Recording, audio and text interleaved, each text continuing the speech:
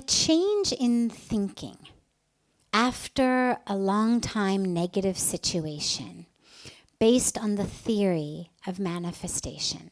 So can my change of thought change a long-term situation? If we believe, if the theory of manifestation says, basically, that which I think, so I create in the world. In Hindi they say, jaise bhitar vaise bahar. As is the inner world, so is the outer world. So the question is, based on that theory, can a change in thinking change an ongoing long-term negative situation? Absolutely, of course it can. The negativity is in our minds. The universe has no values on things. We may say, oh, wealth is good, poverty is bad, or health is good, sickness is bad, or culturally we may say, in India, tragically, they say, fair skin is good, dark skin is bad. In America, where I'm from, they say the opposite.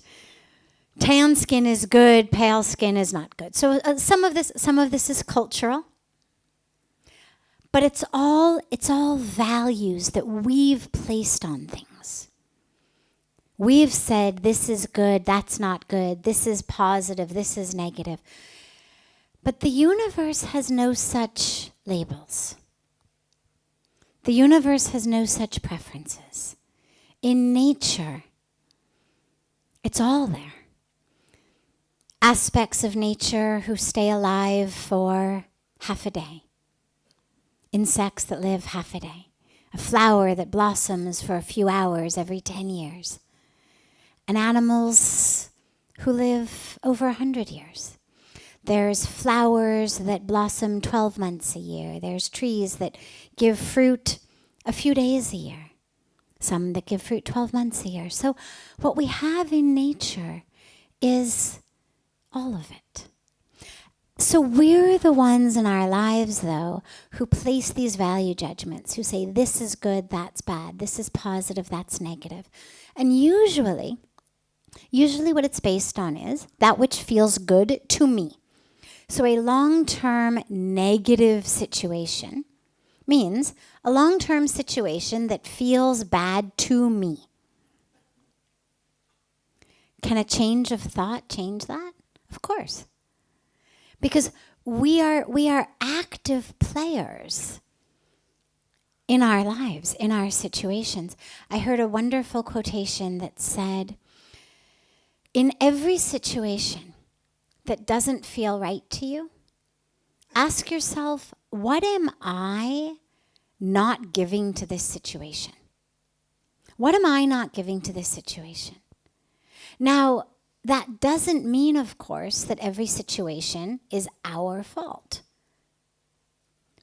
We don't live in a vacuum. We interact with other people in the world. I may have a change of thought, but if they haven't changed, then they're going to keep acting the same way they've always acted. But maybe my change of thought, maybe my change of perspective is simply to surrender to the fact that this is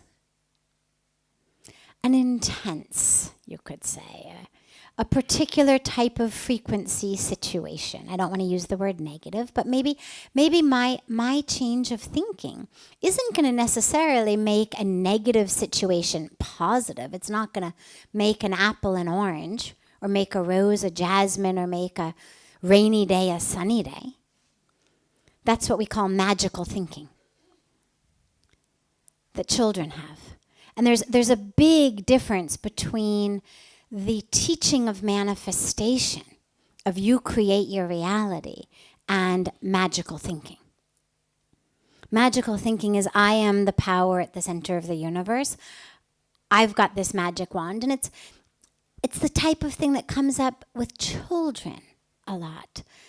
a parent gets sick and dies, for example, and the child feels not just sadness and loss, but guilt. Because on some level in their magical thinking mind, if they had acted differently, been different, they would have somehow been able to save mom or dad.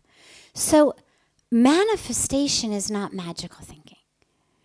Changing my thought isn't, as I said, going to change necessarily the physical logistics of the outer situation. You cannot think away a rainy day, or think an apple into an orange, or think some people who are in the midst of their own karmic package, their own karmic path, and it may be a path that right now is anger, violence, abuse of themselves, of others.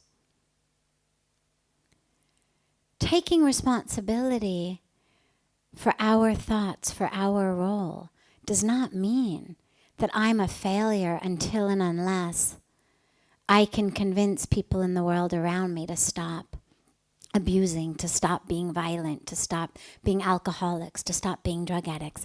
Again, you see this a lot in relationships.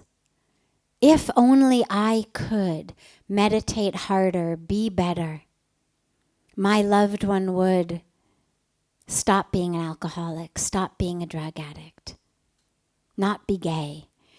All of the things that in relationships we would like sometimes people to be different. If I could think it away, do puja for it to go away, wave my magic wand for it to be different. Bring them health, bring them back to life, whatever it is. That's not what manifestation means. What manifestation means is that as I think, so I create. So my reality, which is quote unquote negative because I don't want this person to be an alcoholic, I don't want this person to be a drug addict, I don't want this person to be sick, I'm in love with this man and therefore I don't want him to be gay because I want him to be in love with me. I am, whatever aspect of our relationships it may be. What I'm manifesting is my own existence, which means that change of thought may simply be that I've changed from thinking of it as negative to thinking of it as that which is perfect because that's how the universe has created it. And it may not feel good. It may not be what I wanted if I had a magic wand. But with faith in the universe, I'm able to surrender to it as an unchangeable situation, and that the only thing which is changeable is how I react to it. So, okay, we're going to eat apples instead of oranges because I can't think my apples into oranges. Okay, we're going to accept that here's what's going on with this person. Whether it's alcoholism, whether it's an addiction, whether they're being violent, whether they're being abusive, whatever it is. This is how it is. Now I have a choice. Am I going to stay in the situation or not? That I do have control over. I may not have control over that person's actions, but I have control over mine. And that's where I have free will, where I have choice. And so a change of thought in an ongoing long-term negative situation isn't going to necessarily, sometimes it absolutely can, but it isn't necessarily going to change the situation itself. If I love the sun and I hate the cold and I live in Michigan, right? I mean, you could consider it an ongoing long-term negative situation for me. A change of thought is not going to make Michigan San Diego.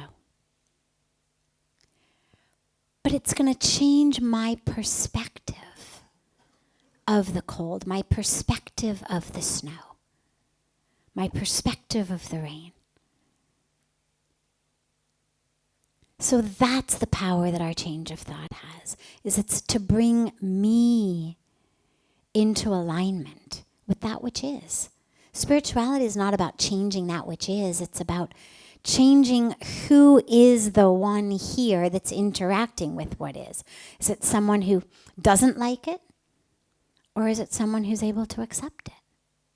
That's what spirituality changes. And yes, of course, it also has an impact on the world. And yeah, sometimes a change in my thought changes the outside world.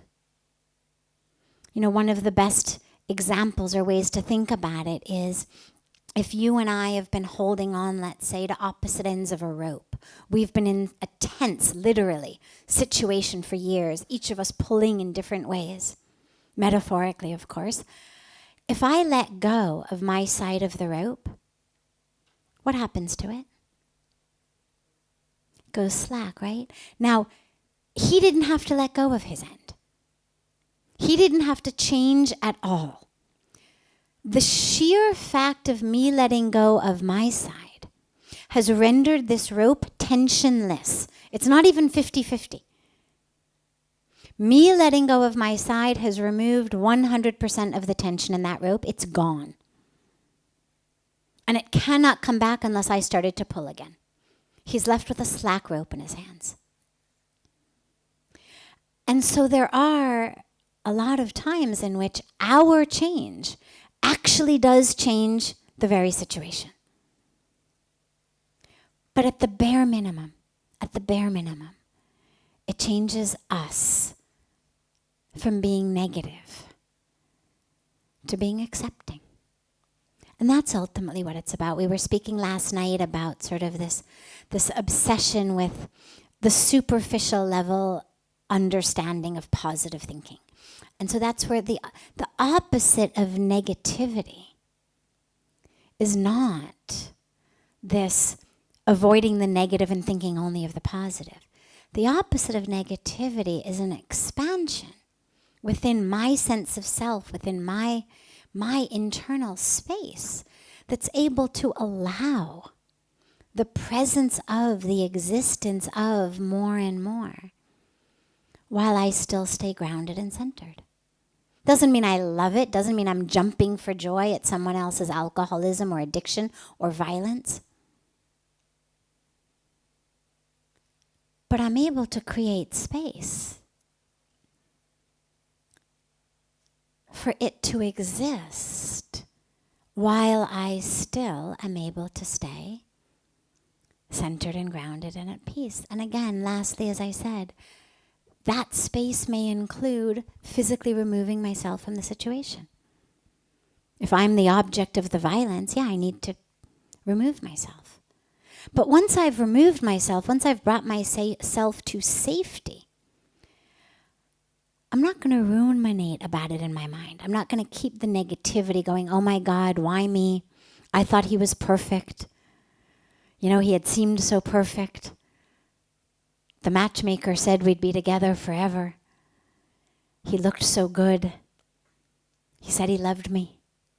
I'm not gonna ruminate on it in a way that just keeps refocusing me negatively. Because I've created space into which the presence of the fact that I was in a relationship that turned out to be abusive, that I had to get out of, is able to coexist with my centering and my grounding and my peace and my joy in my life. So that's what the shift brings us.